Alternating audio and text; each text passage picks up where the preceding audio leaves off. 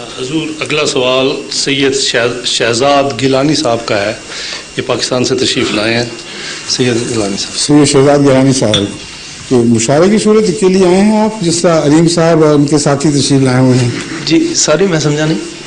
میں نے کہا آپ کے نام کی طرف سے لگتا تھا کہ آپ شاعر بھی ہیں. جی نہیں میں بالکل شاعر نہیں، میرا شاعری کے ساتھ کوئی تعلق نہیں. معاف کر، میں معافی چاہتا ہوں. اس وقت ان سے معافی مانگیں جن کے دل پر آپ کے اس بریت سے چوٹ پڑی ہوگی.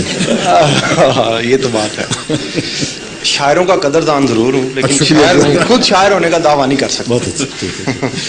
اچھا جناب، میرا سوال جو ہے مذہب اور انسانیت کا جو تعلق ہے نا، اس کے سلسلے میں ہے کہ مذہب اور انسانیت کا سب سے پہلے تو تعلق کیا ہے، دوسری بات یہ کہ آخرت میں اس کی کیا اہمیت ہے، کہ آخرت پہ اب ہمارا ایمان ہے کہ آخرت میں اللہ تعالیٰ جب انسانوں کا اعمال کا فیصلہ فرمائیں گے تو ایسا انسان جو کرسچن ہے، سکھ ہے، یہودی ہے، لیکن وہ عملی طور پر جو ہمارا مذہب ہمیں تعلیم دیتا ہے، وہ اپنے ہمسائے کا خیال رکھتا ہے، اللہ تعالیٰ نے جو کچھ فرمایا صرف وہ کلمہ نہیں پڑھتا، ٹھیک ہے، ایسے لوگوں کے ساتھ اللہ تعالیٰ کا سلوک کیا ہوگا؟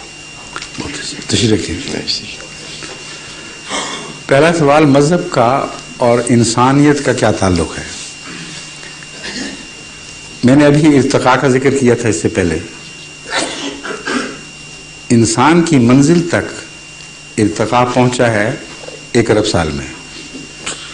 انسان کو پیدا ہوئے ابھی جمعہ 8 دن کی بات ہے. کوئی مقابلہ ہی نہیں انسانی دور کا پہلے دور سے. لیکن ایک ایسا فرق پڑ گیا جس نے ساری زندگی کی قسموں سے انسان کو ممتاز اور بالا کر دیا. زندگی کی جتنی انواع تھیں ان میں کسی کو بھی اچھے اور برے عمل کے فیصلے کی نہ تمیز بخشی گئی نہ اختیار دیا گیا.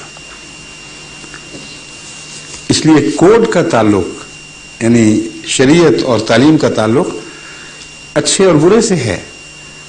جن چیزوں کو شعور ہی کوئی نہیں تھا کہ اچھا کیا ہے اور برا کیا ہے، ان پر شریعت نازل نہیں ہو سکتی تھی.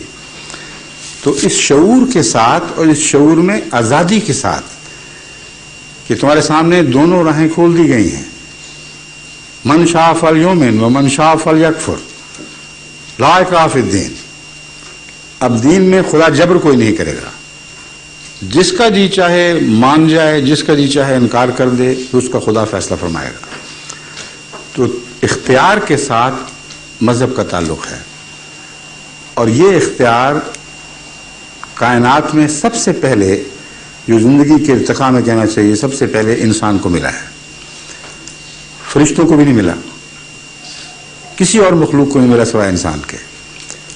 بس یہ جو اختیار ہے اس کے نتیجے میں لازماً تعلیم کی ضرورت ہے.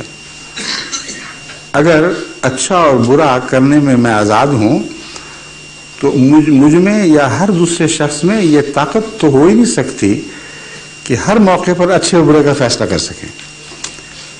اس کے لیے اللہ تعالیٰ نے پھر 2 نظام جاری فرمائے جن کا دونوں کا قرآن کریم میں ذکر ہے.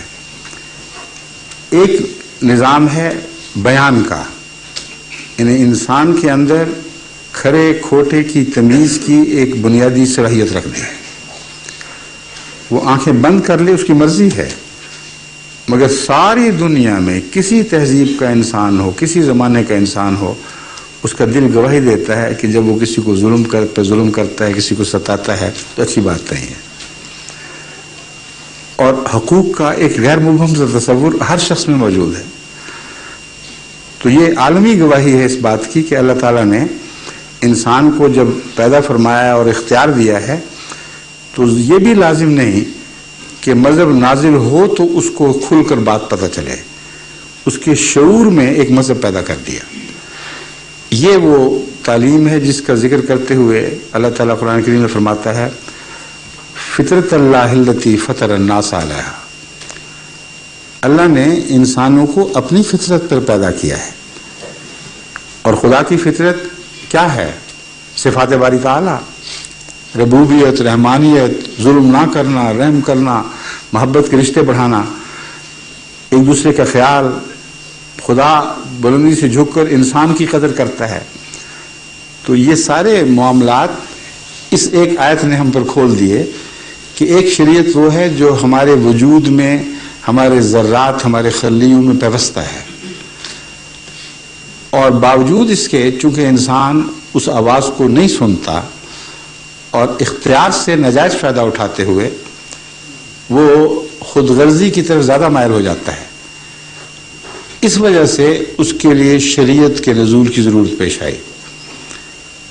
آسمان سے آنے والی تعلیم ایک انسان پر نازل ہوتی ہے، وہ بتاتا ہے کہ خدا تعالیٰ نے یہ کوڈ آف لائف تمہارے لیے تجویز کیا ہے، اور اس کی سچائی کی سب سے بڑی دلیل یہ ہوا کرتی ہے کہ وہ کوڈ آف لائف اس کی فطرت کے کوڈ کے مطابق ہوا کرتا ہے.